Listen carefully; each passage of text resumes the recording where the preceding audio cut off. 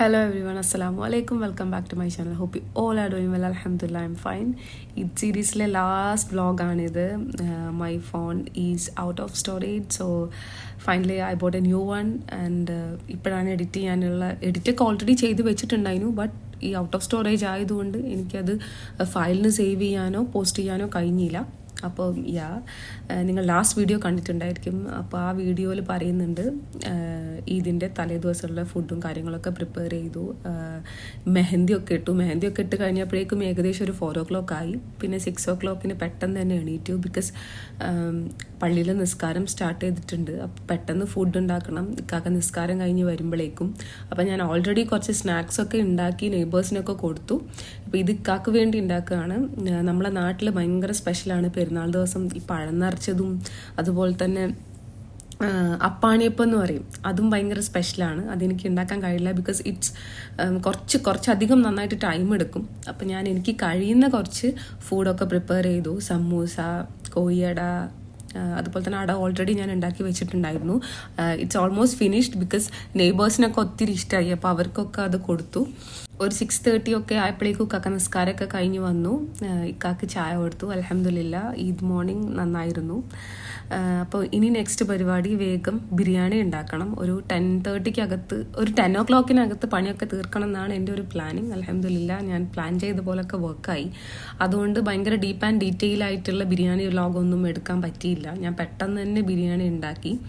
ഞാൻ ഇങ്ങനെയാണ് ബിരിയാണി ഉണ്ടാക്കാറ്. മസാല ഉണ്ടാക്കിയിട്ട് ലെയർ വെച്ചിട്ട് ബിരിയാണി ദമ്മിടും.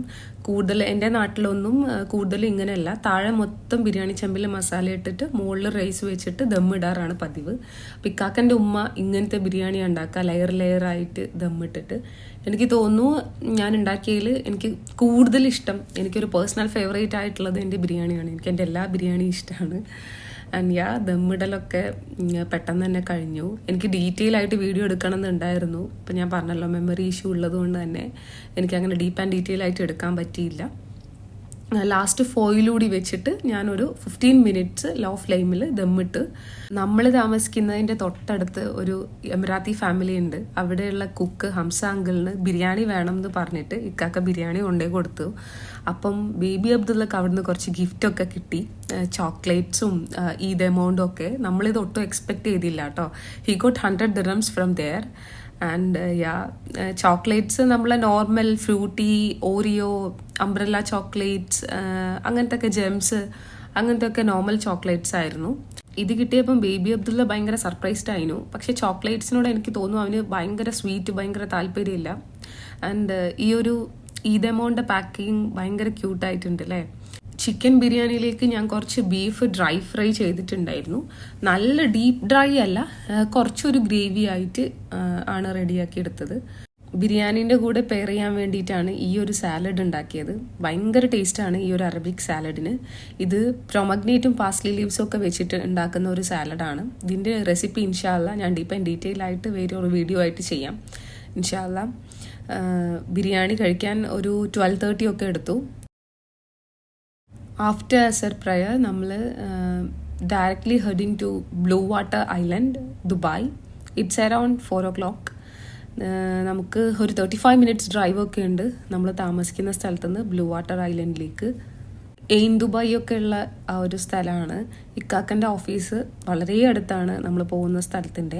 It's really good. നല്ല കാം ആൻഡ് ക്വൈറ്റ് ആയിട്ടുള്ള ഭയങ്കര ബ്യൂട്ടിഫുൾ ആയിട്ടുള്ള പ്ലേസ് ആണ്. ഫോട്ടോസൊക്കെ എടുക്കാൻ നല്ല ആംബിയൻസ് ഒക്കെ ഉള്ള ഒരു സ്പേസ് ആണ്.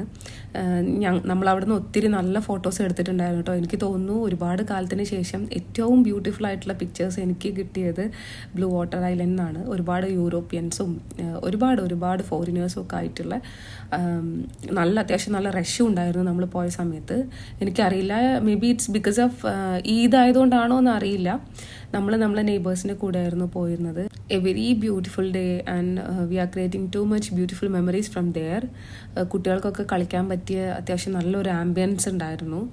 എനിക്ക് കുറച്ച് ഓക്കെ അല്ലാത്തൊരു കാര്യമായിട്ട് തോന്നിയെന്താ വെച്ചാൽ ഇവിടെ ഫ്രീ പാർക്കിംഗ് അല്ല.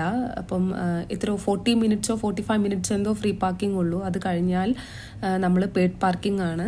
വേറൊരു ഓപ്ഷൻ എന്താണെന്ന് വെച്ചാൽ നമ്മൾ ആ ഒരു ബ്ലൂ വാട്ടർ ഐലൻഡിൽ ഒത്തിരി ഷോപ്സ് ഉണ്ട്. അപ്പോൾ ആ ഷോപ്സിൽ നിന്ന് 100 ദിർഹംസിന് പർച്ചേസ് ചെയ്യുകയാണെന്നുണ്ടെങ്കിൽ നമുക്ക് പാർക്കിംഗ് ഫ്രീ ആയിരിക്കും. ഇക്കാക്ക് അവിടുന്ന് ഒരു തൈഫൽ എമിറാത്തിൻ്റെ പെർഫ്യൂം വാങ്ങിയിട്ടുണ്ടായിരുന്നു. അതുകൊണ്ട് അൽഹംദുലില്ലാ നമുക്ക് പാർക്കിംഗ് ഫ്രീ ആയിരുന്നു. നമ്മളൊരു 2 hours മാക്സിമം അവിടെ സ്പെൻഡ് ചെയ്തിട്ടുണ്ടായിരുന്നു. ബേബി അബ്ദുള്ളനെ ഡയപ്പർ ചേഞ്ച് ചെയ്തു, ഫുഡൊക്കെ കൊടുത്തു, അങ്ങനെയൊക്കെ ആയിട്ട് ഓൾമോസ്റ്റ് അറൗണ്ട് ഒരു 3 hours നമ്മൾ അവിടെ സ്പെൻഡ് ചെയ്തിട്ട് തിരിച്ചു പോവാണ്.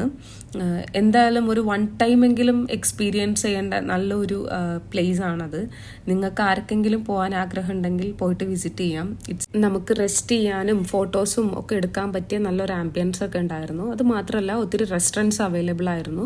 ഔട്ട്സൈഡ് റെസ്റ്റോറൻറ്റ്സ് വെച്ച് റിലേറ്റ് ചെയ്യുമ്പോൾ കുറച്ച് ലിറ്റിൽ എക്സ്പെൻസീവ്, ബട്ട് സ്റ്റിൽ അത്യാവശ്യം നല്ല ഫോറിൻ ഫുഡ്സൊക്കെ അവൈലബിൾ ആണെന്ന് കേട്ടിട്ടുണ്ട്. നമ്മൾ റെസ്റ്റോറൻറ്റ്സ് ട്രൈ ചെയ്തിട്ടില്ല. ഇപ്പോഴത്തെ ഒരു ക്ലൈമറ്റിൽ എനിക്കറിയില്ല അവിടെ ഓക്കെ ആയിരിക്കുമെന്ന്. ബട്ട് നമ്മൾ പോയ ആ ഒരു സമയത്ത്, അതായത് 1 month back, it's really good and climate is also fine. പക്ഷേ ഇപ്പം അത്യാവശ്യം നല്ല ചൂട് ഒക്കെ തുടങ്ങിയതുകൊണ്ട് എന്താണെന്നറിയില്ല. ആൻഡ് യാ ദാറ്റ്സ് ഇറ്റ്, നമ്മൾ തിരിച്ചു പോവാണ്. ഓവറോൾ നോക്കുകയാണെങ്കിൽ എനിക്ക് പാർക്കിംഗ് മാത്രമാണ് കുറച്ച് റിസ്കി ആയിട്ട് ഫീൽ ചെയ്തത്. Otherwise everything will be fine. Food court ആണെന്നുണ്ടെങ്കിലും എല്ലാ കൈൻഡ് ഓഫ് ഫുഡ്സും അവൈലബിൾ ആയിരുന്നു. ഫ്രൂട്ട്സ് ആണെങ്കിലും നമ്മൾ പുറമേയുള്ള റെസ്റ്റോറൻറ്റ്സ് ഒക്കെ അവിടെ അവൈലബിൾ ആണ്, മെക്കൊക്കെ. ആൻഡ് യാ സെക്കൻഡ് ഡേ ഈദിന് നമ്മൾ കോർഫക്കാനിൽ പോയിട്ടുണ്ടായിരുന്നു, റെയിൻബോ ബീച്ചിലും. പിന്നെ അവിടെ ഒരു ഫേമസ് മന്തി റെസ്റ്റോറൻറ്റും ഉണ്ട്, അവിടെ ഒന്ന് വിസിറ്റ് ചെയ്തിട്ടുണ്ടായിരുന്നു. അന്ന് ഡീപ്പ് ആൻഡ് ഡീറ്റെയിൽ ആയിട്ടുള്ള വ്ളോഗൊന്നും എടുക്കാൻ പറ്റിയില്ല. കുറച്ച് കുഞ്ഞു കുഞ്ഞു ക്ലിപ്സേ എടുത്തിട്ടുള്ളൂ. ആ ക്ലിപ്പ് ഞാനിവിടെ ആഡ് ചെയ്യുന്നുണ്ട്. ബേബി അബ്ദുള്ള എൻ്റെ ഫ്രണ്ടിൻ്റെ കൂടെ നിസ്കരിക്കുകയാണ്. നിസ്കാരമൊക്കെ കഴിഞ്ഞ് ഫുഡൊക്കെ കഴിച്ചതിന് ശേഷം അംബ്രല്ല ബീച്ചിൽ പോകാമെന്നാണ് നമ്മൾ വിചാരിക്കുന്നത്. ഞാനൊരു ബീച്ച് വൈബ് മാക്സി ഡ്രസ്സ് അതിന് ഇട്ടിരുന്നത്, പക്ഷെ നല്ല ഫോട്ടോസൊന്നും കിട്ടിയില്ല. നമ്മളവിടെ പോയ സമയത്ത് നല്ല റെയിനായിരുന്നു. നമ്മളവിടെ പോയൊരു 10 minutes ഒക്കെ കഴിഞ്ഞപ്പോൾ തന്നെ, ഒരു 1/2 hour കഴിഞ്ഞപ്പോൾ തന്നെ റെയിനിങ് സ്റ്റാർട്ട് ചെയ്തു. സോ നല്ല ഫോട്ടോസൊന്നും കിട്ടിയില്ല. ഇത് ഞാൻ ഉണ്ടാക്കിയ ലുഖേമാത്താണ്. റെസിപ്പി പെട്ടെന്ന് തന്നെ ഇടാം ഇൻഷാ അല്ലാ. ക്ലൈമറ്റൊക്കെ ആകെ പെട്ടെന്ന് തന്നെ ചേഞ്ച് ആയി. But it's fine. നമ്മൾ നന്നായിട്ട് എൻജോയ് ചെയ്തിട്ടുണ്ടായിരുന്നു. ആൻഡ് യാ, ഇതാണ് എൻ്റെ കുഞ്ഞ് ഈദ് വ്ലോഗ്. നിങ്ങൾക്ക് എല്ലാവർക്കും ഇഷ്ടപ്പെട്ടാൽ എല്ലാവരും ലൈക്ക് ചെയ്യണം, ഷെയർ ചെയ്യണം, സബ്സ്ക്രൈബ് ചെയ്യണം. Thank you so much for watching.